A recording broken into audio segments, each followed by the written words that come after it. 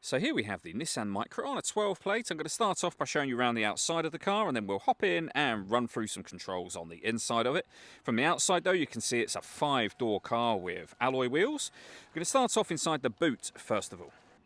As we approach the back of the car, you can see we have reversing sensors, plenty of boot space along with that 60-40 split folding rear seat should you wish to increase this space even further, and then we have the vinyl boot liner as well.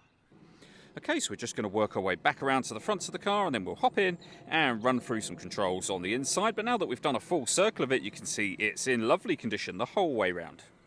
Just briefly before we climb in, I think it's well worth seeing the interior from this exterior point of view. There's plenty to run through on the dashboard, so let's hop in and we'll do that now. Okay, now that we're inside the car, we're going to start with the dials. Over on the left-hand side, we have the rev counter, we have the speedometer in the middle, and on the right-hand side, firstly, the total miles for this car. They are 14,740, so very, very low mileage for the car's age. In that section, it also shows you what gear this car is in. It's an automatic, we're in neutral at the minute. You can see there, I'll just put it into park, and we have a trip computer in the center. If we back out to the steering wheel, we have stereo and phone controls available on here, and in the center is the main touchscreen itself. We have a few physical buttons on the left and right hand sides, but the screen then becomes touchscreen. You can see we're on the satellite navigation menu, for example, at the moment, and you can use the touchscreen to move that around.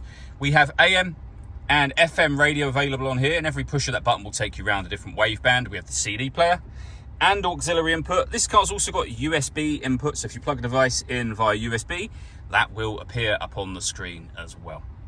From on here, you can also then pair your phone in order that you can make and receive phone calls with the main volume for the stereo just there. And below that, we have climate control.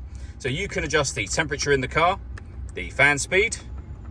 You can determine what direction you'd like the air to be distributed in as well. Air conditioning's on at the minute, so that's off, back on again. We're currently bringing in fresh air from outside the car. You can recirculate the air that's in it. That's a great way of heating it up or cooling it down quickly depending on the temperature you've set just here. Or hit auto. The car will take control of all of that for you to maintain the temperature that you've asked for. And you can override that by making any manual adjustment you wish to. You see auto has now gone off. We have our auxiliary and USB inputs down here, 2 cup holders and the gear lever for the fully automatic gearbox.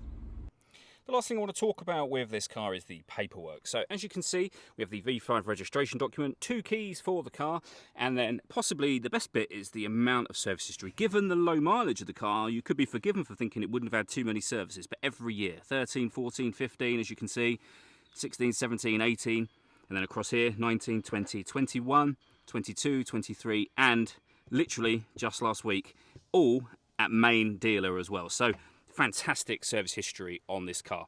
Any car we sell, if it requires an MOT or service within the 12 months at the point at which we sell it, we would do that naturally anyway.